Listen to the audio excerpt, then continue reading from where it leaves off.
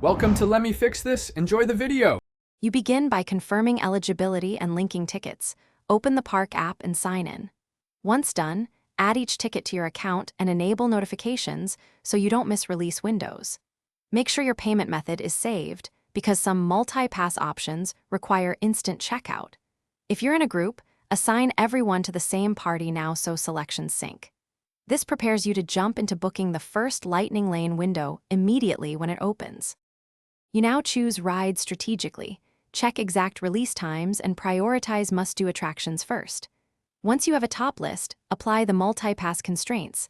Some parks limit one reservation per time block or zone, so plan around those rules.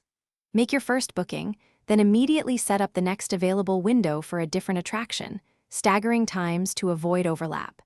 If the app offers waitlist or alternate slots, add them. This increases your chance for swap. To finish, double-check each Lightning Lane time, confirm your party, and screenshot reservations for backup.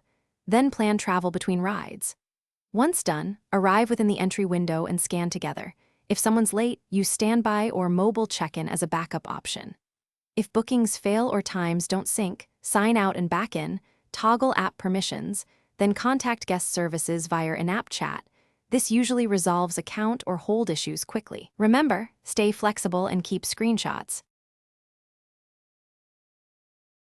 Thanks for watching. If you found this helpful, don't forget to like and subscribe.